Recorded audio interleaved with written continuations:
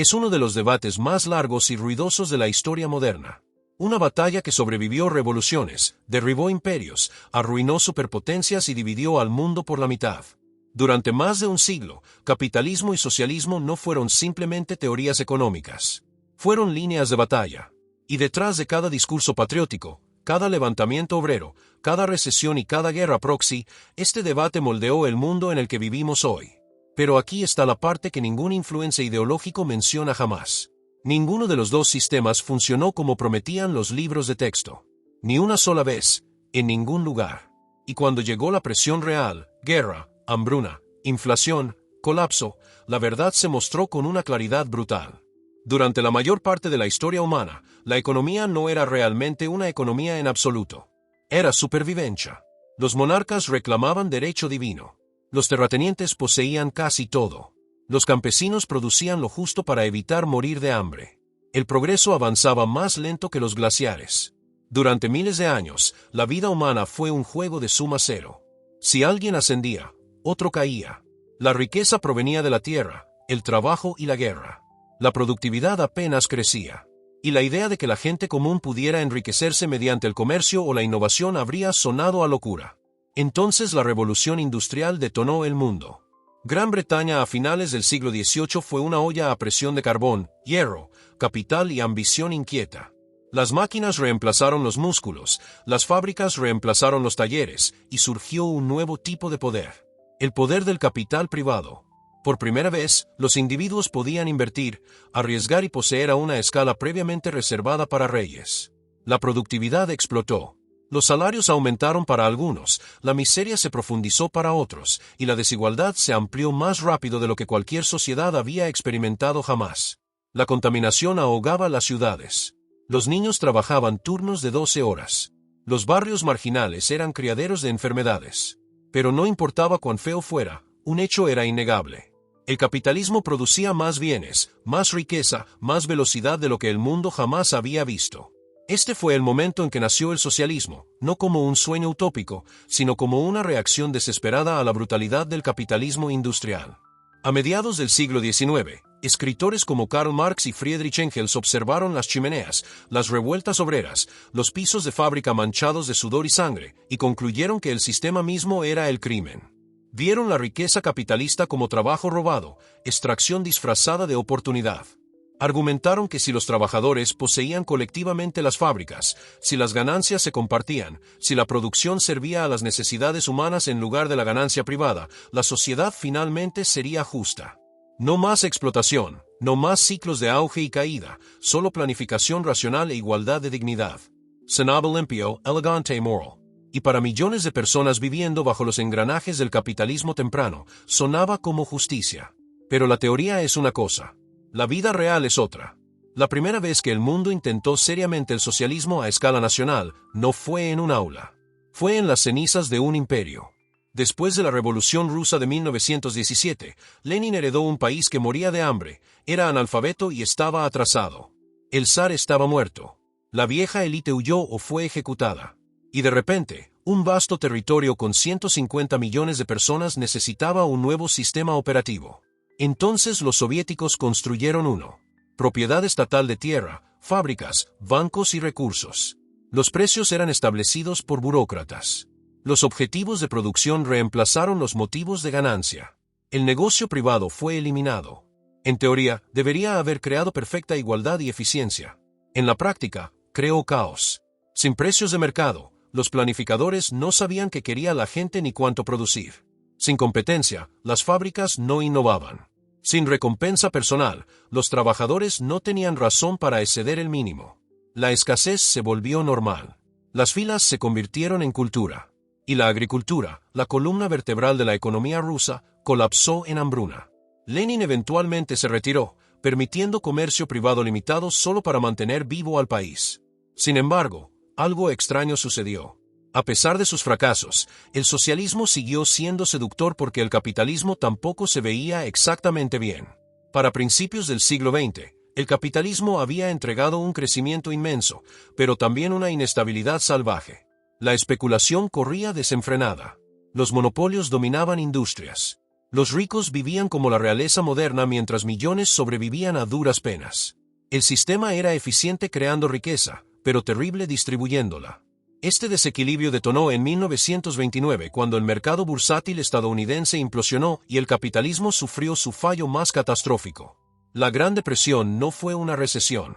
Fue un ataque cardíaco económico global.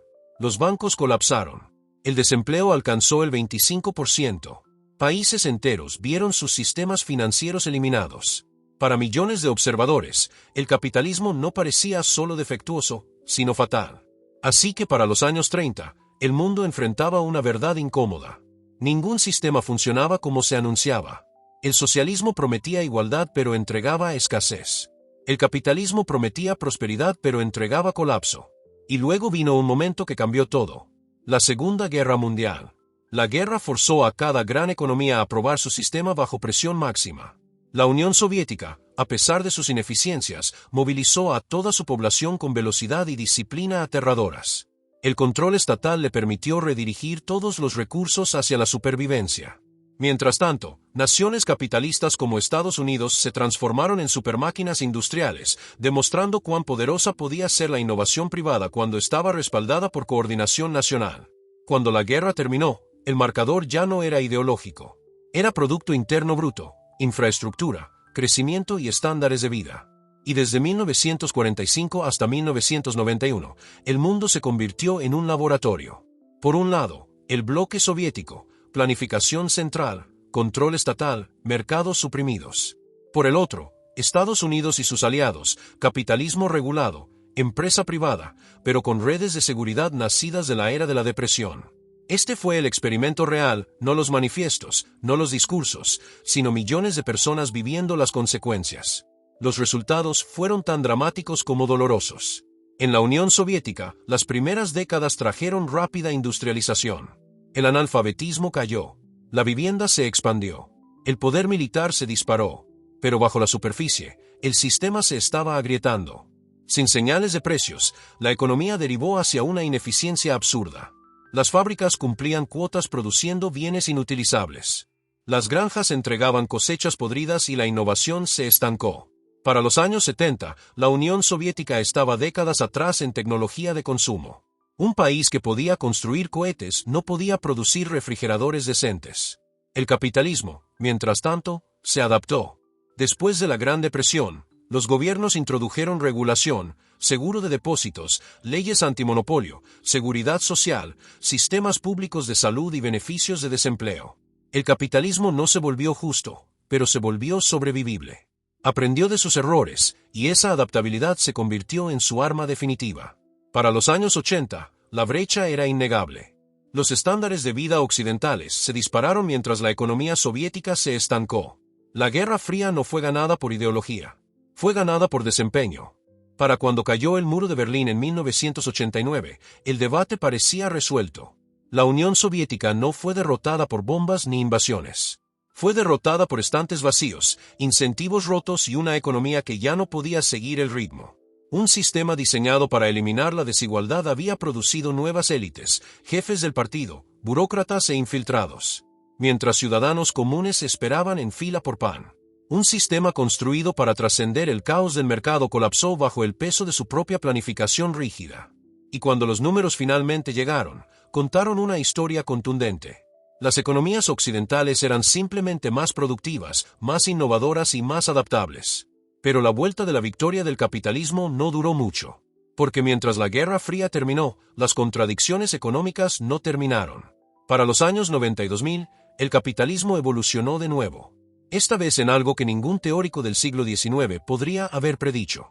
Las finanzas explotaron, las cadenas de suministro globales se extendieron por continentes y el crédito fluyó como agua. La desigualdad se disparó de nuevo, esta vez a una escala que recordaba la Edad Dorada. Las corporaciones se convirtieron en poderes transnacionales y economías enteras se volvieron dependientes de deuda, especulación y burbujas de activos. La crisis financiera de 2008 golpeó como un déjà vu, un recordatorio de que la inestabilidad del capitalismo nunca realmente desapareció. Solo volvió vistiendo ropa nueva. Mientras tanto, el socialismo resurgió, no en la vieja forma soviética, sino como algo más suave, más nostálgico. Llamados por impuestos a la riqueza, atención médica nacionalizada, educación gratuita, sindicatos más fuertes y nivelación económica regresaron en muchos países. Las generaciones más jóvenes, aplastadas por costos de vivienda y salarios estancados, comenzaron a cuestionar si el capitalismo todavía funcionaba para alguien excepto los ricos. El debate renació. Pero hubo un giro. Esta vez, casi nadie quería capitalismo puro o socialismo puro porque la historia había hecho los compromisos dolorosamente claros. Mira la Escandinavia moderna, a menudo mal etiquetada como socialista. Estos países tienen mercados libres, empresa privada y corporaciones globales. Pero también tienen impuestos altos, fuertes protecciones sociales y sindicatos poderosos. Es capitalismo con barandillas. Una economía mixta diseñada para amortiguar la desigualdad mientras preserva la innovación. Ahora mira Estados Unidos. Una potencia capitalista con tremenda invención, profundidad financiera e influencia global, pero también brechas de riqueza asombrosas, infraestructura en decadencia, atención médica inasequible y una clase media que se encoge. Mira China. El caso más fascinante de todos, la economía capitalista autoritaria más grande del mundo. Beijing lo llama socialismo con características chinas. Pero lo que realmente se parece es capitalismo dirigido por el Estado. Firmas privadas impulsando crecimiento, gobierno controlando sectores estratégicos, mercados permitidos florecer solo cuando sirven prioridades nacionales. Y sin embargo, incluso China enfrenta las mismas contradicciones. Crecimiento impulsado por deuda, burbujas inmobiliarias, declive demográfico, productividad lenta. Cuando das un paso atrás, la verdad es casi vergonzosa en su simplicidad. Cada economía importante hoy es un híbrido, una mezcla de mercados y poder estatal, incentivos y protecciones, libertad y control. No porque las ideologías fallaron, sino porque la realidad forzó el compromiso. Cuando los sistemas encontraron el comportamiento humano real, ambición, codicia, miedo, pereza, creatividad, ninguna teoría se mantuvo limpia. Y esa es la lección incómoda. Los sistemas económicos no moldean a las personas tanto como las personas moldean los sistemas económicos. La naturaleza humana no desaparece bajo el socialismo o capitalismo. Solo se expresa de manera diferente. Bajo el capitalismo puro, la codicia se convierte en innovación hasta que se convierte en explotación. Bajo el socialismo puro, la igualdad se convierte en unidad hasta que se convierte en represión. En los mercados, el poder se concentra a través de la riqueza. En las economías planificadas, el poder se concentra a través de la política. Sistemas diferentes, mismas tendencias humanas. Propaganda diferente, mismos defectos. La pregunta real no es qué sistema es mejor. Es qué sistema tiene los mejores mecanismos para restringir el poder, corregir errores y recompensar el comportamiento útil. Y la respuesta de la historia es clara. El sistema que se adapta gana. El capitalismo sobrevivió porque pudo reinventarse a sí mismo. Del laissez-faire al New Deal a las finanzas globalizadas al capitalismo tecnológico. El socialismo colapsó donde se negó a evolucionar. La Unión Soviética, la China de Mao, Corea del Norte. Pero el socialismo prosperó donde se fusionó con los mercados. Escandinavia, China post-1978 a pesar de su borde autoritario, y partes de Europa occidental. La ideología no decidió los ganadores. La adaptación lo hizo. Para entender por qué, no necesitas un doctorado en economía. Solo necesitas ver qué prioriza cada sistema. El capitalismo prioriza incentivos. Cuando funciona bien, desata creatividad, toma de riesgos y productividad. Las personas construyen, innovan, experimentan porque hay algo en ello para ellas. Pero el lado negativo es desigualdad, inestabilidad y ciclos que castigan a los vulnerables. El socialismo prioriza igualdad. Cuando funciona bien, reduce la pobreza, expande el acceso y asegura la dignidad básica. Pero sin incentivos, la productividad se estanca. Sin mercados, la información colapsa. Y sin instituciones abiertas, la corrupción fermenta en silencio. Ambos sistemas tienen fortalezas. Ambos tienen fallas. Y ambos tienen cicatrices históricas. El mundo moderno, el mundo en el que tú y yo vivimos, está construido sobre esas cicatrices. Cada red de seguridad, cada regulación, cada regla de mercado, cada programa de bienestar, cada instrumento financiero lleva el ADN de esta batalla de un siglo. Las economías mixtas en las que vivimos hoy no son prueba de que un sistema ganó. Son prueba de que ningún sistema pudo sobrevivir solo. Pero aquí está el giro que la mayoría de la gente pierde. El debate está cambiando de nuevo. Porque los desafíos del siglo XXI, disrupción por inteligencia artificial, colapso demográfico, riesgo climático, transiciones energéticas, deuda global, no les importan las ideologías. Exponen debilidades en ambos sistemas. El capitalismo de mercado lucha con la planificación a largo plazo y la cohesión social. La planificación socialista lucha con la flexibilidad y la innovación. Y los países que prosperarán en el próximo siglo serán aquellos que combinen los dos de manera más efectiva. La creatividad de los mercados con la resiliencia de la inversión pública. Innovación privada con dirección pública. Libertad con estabilidad. Si el siglo pasado nos enseñó algo, es esto. Ningún sistema funciona sin barandillas. Ninguna economía sobrevive sin incentivos. Y ninguna sociedad prospera cuando la riqueza o el poder se vuelven demasiado concentrados, ya sea en multimillonarios o burócratas. La historia no eligió capitalismo o socialismo. La historia eligió lo que prevenía el colapso. Y cada generación tiene que renegociar ese equilibrio porque el debate nunca fue realmente sobre capitalismo versus socialismo. Fue sobre quien controla las palancas dentro de cada sistema. El capital, el Estado, los bancos, los sindicatos, las corporaciones, el partido, los reguladores. La pelea real es siempre sobre lo mismo. Poder. Y el poder, como la historia muestra una y otra vez, no desaparece. Solo cambia de manos.